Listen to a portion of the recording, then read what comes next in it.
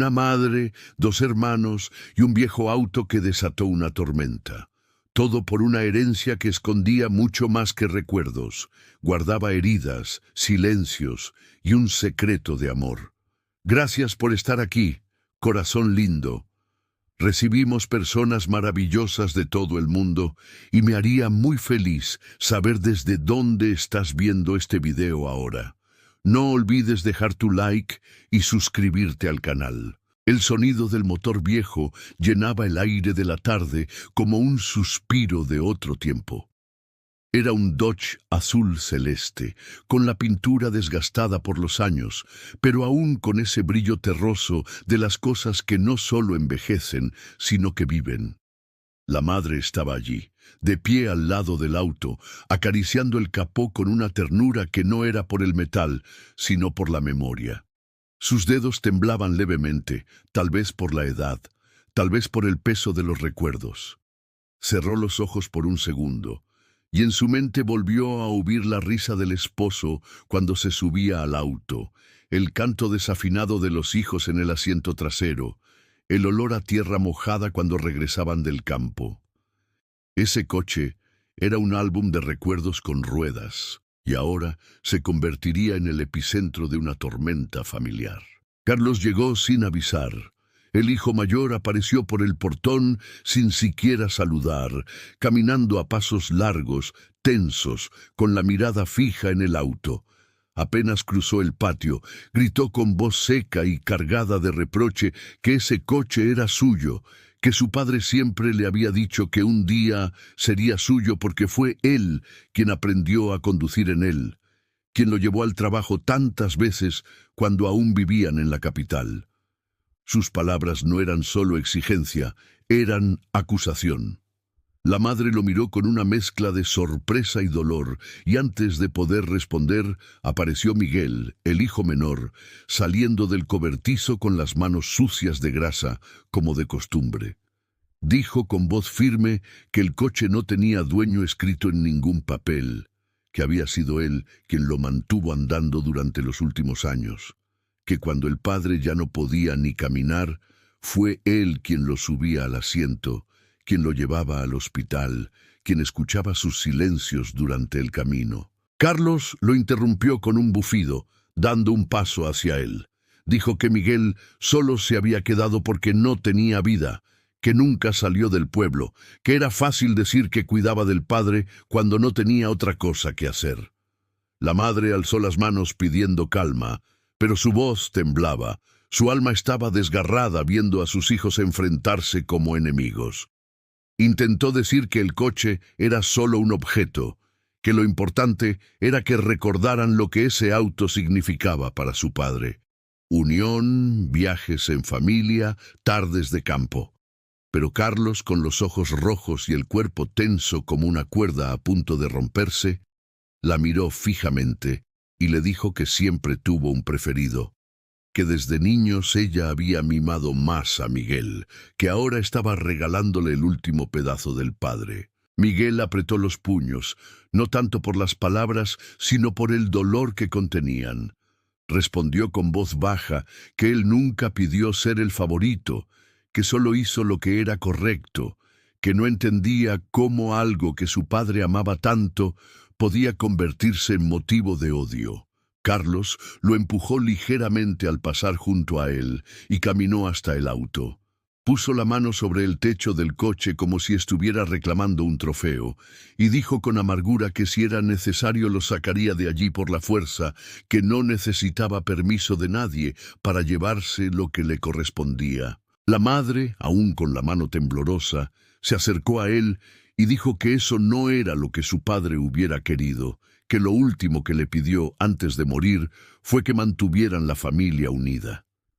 Carlos se rió sin alegría, una risa hueca, y dijo que las palabras del padre ya no significaban nada si ahora iban a usarlas contra él. Miguel, intentando calmar la situación, dijo que tal vez podían compartir el coche, usarlo en fechas especiales, mantenerlo entre los dos como recuerdo. Pero Carlos levantó la voz y dijo que no iba a andar pidiendo permiso para usar lo que era suyo, que si no se lo daban, lo tomaría. Luego se fue al fondo del patio, murmurando cosas que no se entendían bien, pero que estaban llenas de rabia contenida. La madre se quedó allí, en medio de sus dos hijos, sintiendo que el auto que alguna vez simbolizó la unión familiar ahora estaba dividiéndolos como una grieta profunda. Cerró los ojos nuevamente, esta vez no para recordar, sino para contener las lágrimas. En su pecho no solo latía el miedo de perder el coche, sino el miedo más grande, perder a sus hijos, a la familia, a todo lo que su esposo había trabajado por mantener. El sol empezaba a esconderse tras los árboles, tiñendo el cielo de un rojo tenue, como si también el día llorara. En ese silencio pesado, lo único que se escuchaba era el tic-tac del viejo reloj del porche. El primer acto de aquella tragedia familiar estaba apenas comenzando, y el auto azul celeste parecía esperar en silencio, testigo de una historia que aún tenía mucho por revelar. La noche cayó sin pedir permiso, envolviendo la casa con un silencio espeso, apenas roto por el canto lejano de los grillos y el crujir de las hojas bajo los pasos lentos de la madre, que iba y venía del porche al cuarto, sin saber en qué momento el calor familiar se había convertido en hielo. Miguel seguía en el garaje, sentado sobre una caja de herramientas, con las manos cruzadas, mirando al viejo coche como quien mira a un amigo herido. Sus ojos no veían metal, veían historias. Recordaba claramente una tarde de invierno, su padre con el rostro pálido por la enfermedad, subiendo con dificultad al asiento del conductor. Le pidió que lo dejara manejar solo una última vez, aunque fuera solo dentro del patio. Miguel lo dejó, y desde la ventana lo vio recorrer el espacio como si estuviera navegando en el recuerdo de sus años fuertes. Cuando volvió, le dijo que ese coche era más que un vehículo, que era su memoria con ruedas. Miguel entonces entendió por qué debía cuidarlo, no como dueño, sino como guardián de algo sagrado. Carlos, en cambio, estaba en el patio trasero, sentado en un tronco viejo mirando la oscuridad. Fumaba con nerviosismo, con el ceño fruncido, y dentro de él hervía una mezcla de rabia, celos y vergüenza. Siempre había sentido que no importaba cuánto trabajara o cuánto se esforzara, su madre encontraba la manera de hacerlo sentir distante, menos necesario. Mientras su hermano se quedaba en casa, compartiendo cenas, silencios y cuidados con los padres, él tenía que sostener una familia en otra ciudad, lidiar con cuentas, empleos y la sensación constante de que estaba lejos de todo. Recordaba que de niño solía limpiar el coche los domingos con su padre, que fue el primero en aprender a conducirlo, que incluso lo usó para llevar a su novia al altar el día de su boda. Pero ahora cada una de esas memorias parecía haber sido borrada por la presencia constante de Miguel, como si la historia se hubiera reescrito sin él. Apretó los dientes y dijo en voz baja que no iba a dejar que lo despojaran otra vez. Dentro de la casa, la madre se sentó en la mesa de la cocina, con una taza de té frío entre las manos. Observaba las fotos viejas en la pared. Allí estaban los tres, en distintos momentos de la vida, siempre con el auto de fondo. Uno de los marcos mostraba una imagen descolorida, los dos niños encima del capó, riendo mientras el padre simulaba revisar el motor. Cerró los ojos y pensó en cómo todo había cambiado, en cómo una simple herencia podía despertar lo peor del alma. Cuando oyó pasos acercarse, supo que era Miguel. Él se sentó frente a ella, tomó la taza vacía que estaba sobre la mesa y la giró lentamente entre sus dedos. Dijo con voz pausada que no quería el coche, si eso significaba perder al hermano, que él solo lo había cuidado porque sentía que así cuidaba también la memoria del padre. La madre le acarició la mano y le dijo que ella sabía, que siempre lo supo, pero que Carlos llevaba heridas que no eran visibles, que cuando uno se va se siente olvidado, y el olvido duele más que cualquier golpe. Minutos después, la tensión en la casa se hizo más densa cuando Carlos volvió a entrar. Sus pasos eran firmes, pero su rostro mostraba grietas, como si algo dentro de él se estuviera resquebrajando. Se plantó en medio de la sala y dijo con voz cortante que ya había tomado una decisión, que se iba a llevar el coche al día siguiente, que no iba a discutir más. Miguel se levantó con lentitud y respondió que si tenía que pelear por eso, entonces que lo hiciera, pero que al menos tuviera la decencia de reconocer que no se trataba solo del coche, sino del miedo de quedar fuera, del miedo de que el padre lo hubiera amado menos. Carlos se quedó mudo un instante, luego respondió con rabia que no necesitaba amor para reclamar lo que era suyo, que el afecto no se mide en kilómetros recorridos en un coche viejo. La madre se levantó también y con voz firme, por primera vez en mucho tiempo, les pidió que pararan, que se miraran, que entendieran que estaban hablando como extraños. Dijo que su padre los amó a los dos, de maneras distintas, pero igual de profundas, que el coche era solo un símbolo, pero que si lo convertían en campo de batalla, entonces ya no quedaría nada de lo que él dejó. Carlos apretó los labios, bajó la mirada y salió otra vez al patio. Caminó hasta el rincón donde el pasto crecía más alto, y allí, en medio de la oscuridad, su pie tropezó con algo duro. Se agachó y sacó un trozo de madera seca, quizás de un mueble viejo o de una rama caída. Lo sostuvo entre sus manos y sin pensar lo apretó como si fuera un arma, como si ese pedazo inofensivo pudiera protegerlo del vacío que sentía. Su respiración se aceleró y en su mente resonaban las palabras de su madre y su hermano, mezcladas con escenas del pasado, con risas que ya no estaban, con domingos en que el padre le enseñaba a cambiar el aceite del coche. Sintió que todo se le escapaba, que por más que reclamara, nunca iba a recuperar ese tiempo. Miguel lo observaba desde la puerta en silencio. No se acercó. Sabía que su hermano estaba peleando una guerra interna más grande que cualquier discusión sobre un auto. La madre, en la sala, volvió a sentarse, con la cabeza entre las manos. Afuera, el viento se levantó de pronto moviendo las hojas secas y haciendo chocar suavemente las ramas. Era como si la misma naturaleza sintiera la tensión, como si supiera que algo estaba a punto de romperse. El coche seguía allí, inmóvil, brillante bajo la luna, como si esperara el desenlace de una historia que él mismo había iniciado, como si aún tuviera un papel más que jugar en el destino de aquella familia herida. La noche ya estaba avanzada cuando el sonido de pasos firmes sobre la tierra suelta interrumpió la quietud del patio. Carlos había regresado. En su mano derecha, envuelto en tensión, sostenía aún el pedazo de madera, esa astilla larga y tosca que había recogido más temprano. Su sombra se alargaba bajo la luz amarilla del poste que iluminaba el viejo galpón, y su rostro tenía una expresión endurecida, como si cada paso que daba lo empujara más hacia un abismo emocional del que no sabía cómo salir.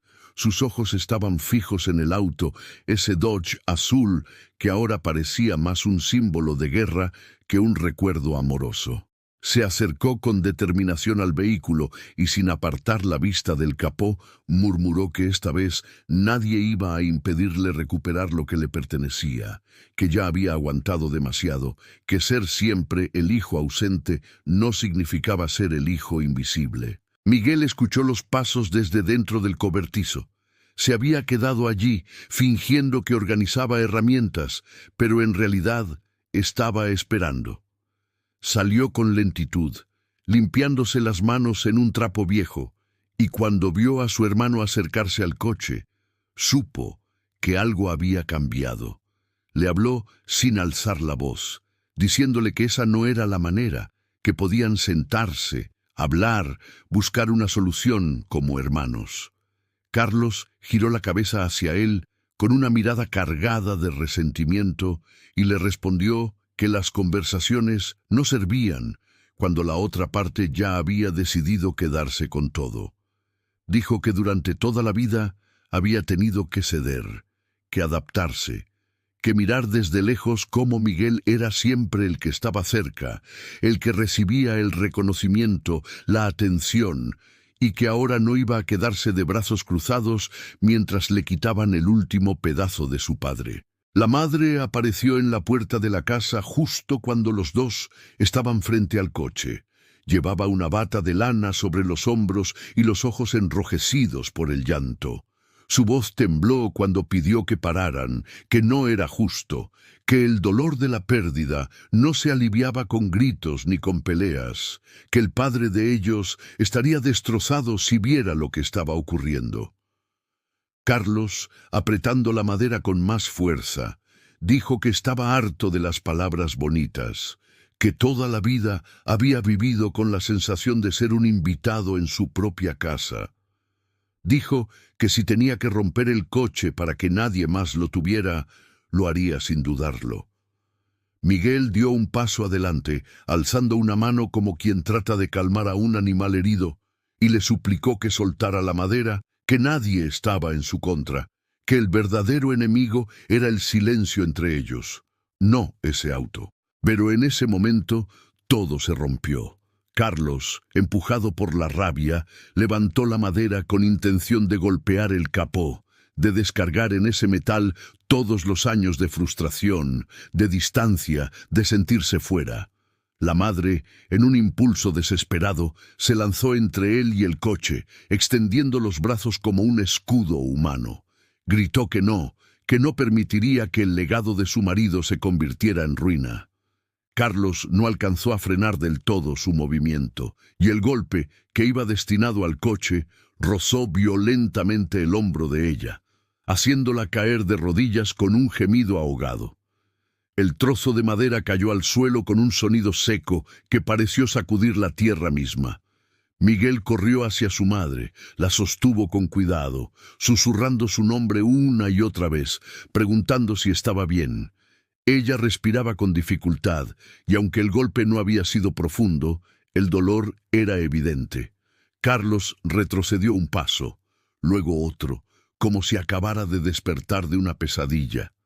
Sus ojos se llenaron de pánico al ver a su madre en el suelo, y dijo en voz baja que no quiso, que no era su intención, que no sabía qué había hecho. El silencio fue espeso por unos segundos eternos.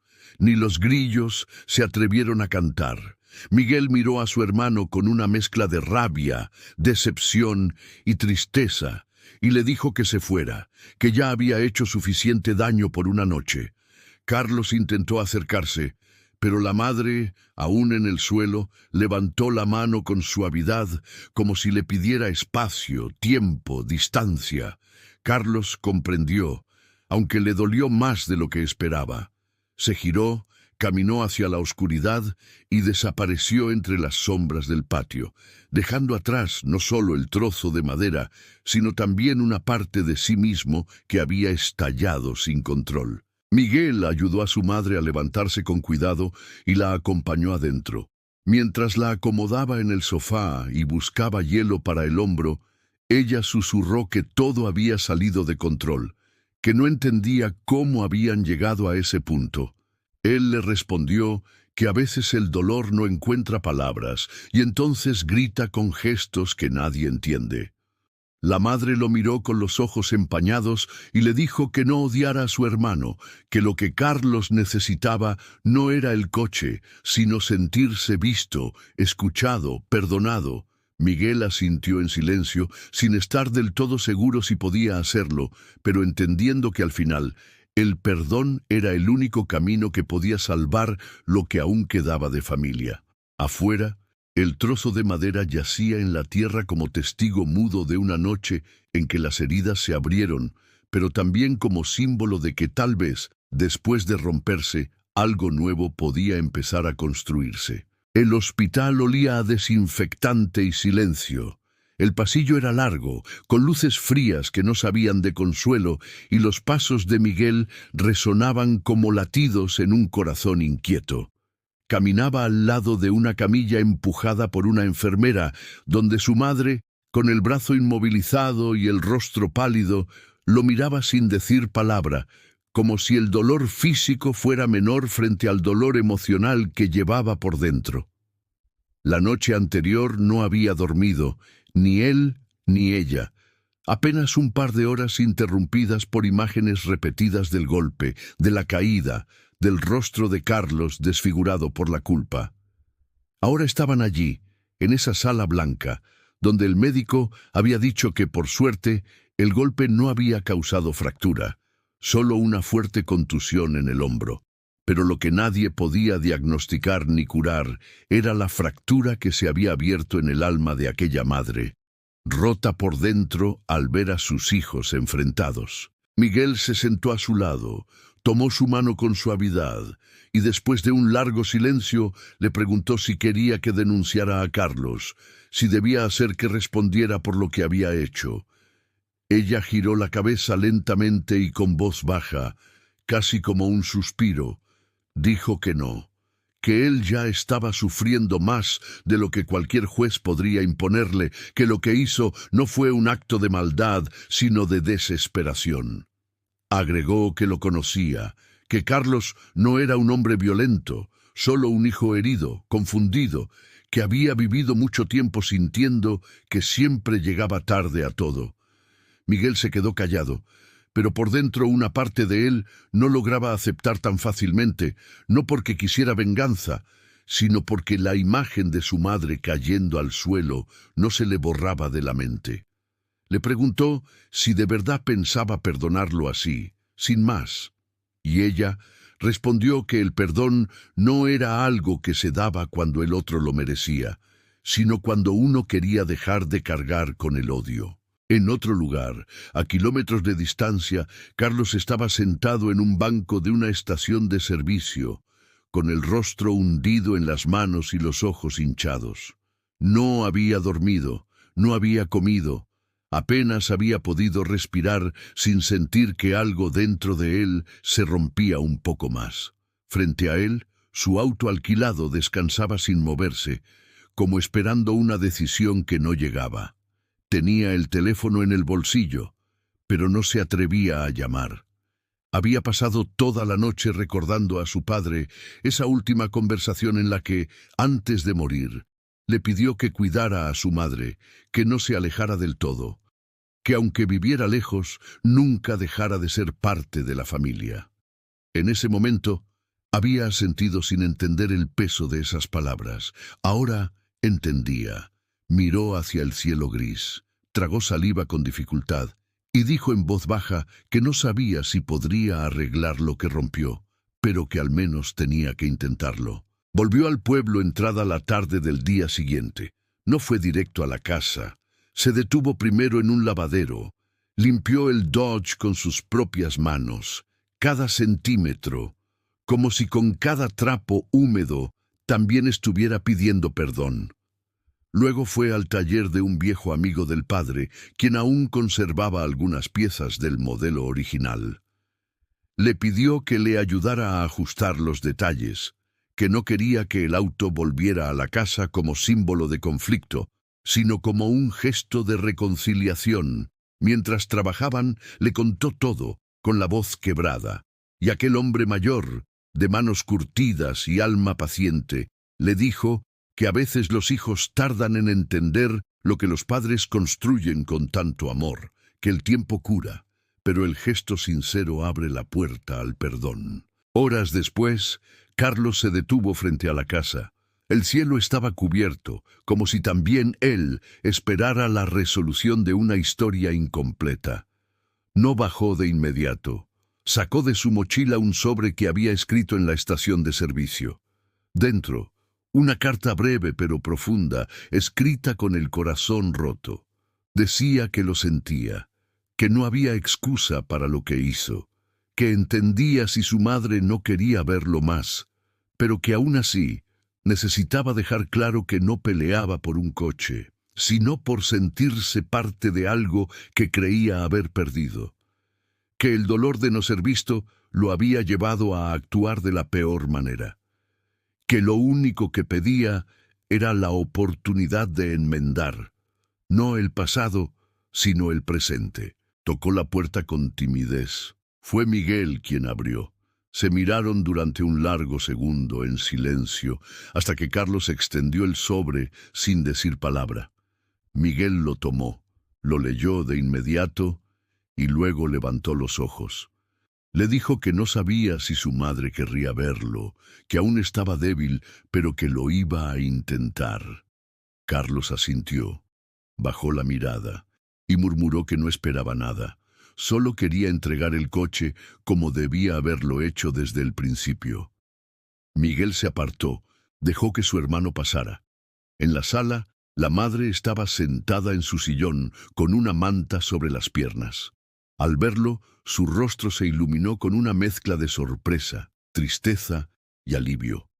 Carlos cayó de rodillas ante ella y con lágrimas que no intentó ocultar, le dijo que no podía perdonarse lo que hizo, que no buscaba justificación, solo la posibilidad de volver a empezar.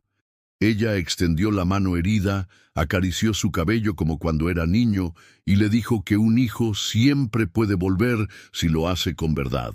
En ese momento, el coche, limpio y brillante, esperaba en el porche como una ofrenda de paz. No era solo un objeto, era el vehículo de una historia que volvía a encontrar su rumbo. Carlos respiró hondo, se levantó y con la voz temblorosa dijo que quería que el coche quedara con ella, que si algún día decidía regalarlo, donarlo o dejarlo en la familia, sería su elección, no una disputa. La madre sonrió por primera vez en días y le dijo que el coche ya no era importante, que lo único valioso era que sus hijos estaban nuevamente en casa, no físicamente, sino en el corazón. Miguel se unió al abrazo. Por primera vez, no como el que cuidaba ni como el que reclamaba, sino como hermano. Afuera, el cielo comenzó a abrirse y un rayo de sol atravesó las nubes, como si incluso el día quisiera participar de esa pequeña reconciliación. El amanecer llegó lento, como si el mismo sol hubiera esperado a ver si valía la pena salir aquel día. La casa olía a pan tostado y café tibio, señales de que la vida, de algún modo, había retomado su curso. La madre estaba en la cocina, apoyada en el marco de la ventana, observando el jardín con esa mirada serena que solo tienen las mujeres que han conocido el dolor sin dejarse consumir por él. El brazo aún le dolía, pero el alma comenzaba a sanar. Detrás de ella, sobre la mesa, estaba el sobre que Carlos había traído la tarde anterior. Lo había leído una y otra vez durante la noche, no para revivir la herida, sino para saborear la verdad que había en cada palabra.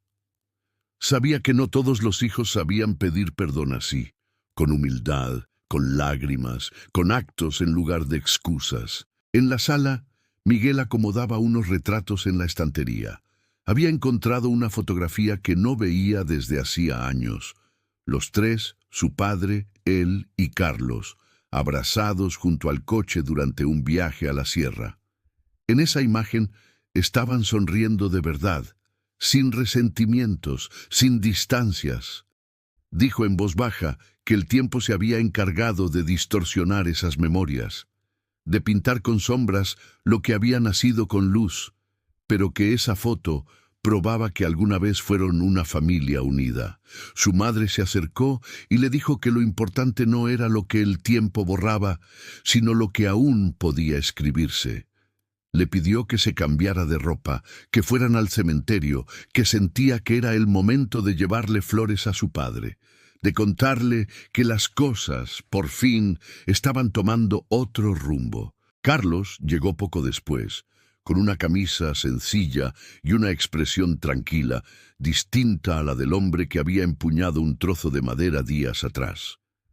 Traía consigo un ramo de lirios blancos, las flores favoritas de su madre, y una rosa roja que colocó con cuidado sobre el asiento del Dodge, como si se tratara de un tributo. Dijo que había pasado la noche pensando que por fin entendía que no había pelea justa cuando se luchaba contra la propia familia y que a veces el verdadero valor no estaba en ganar una discusión, sino en aceptar que uno también puede fallar.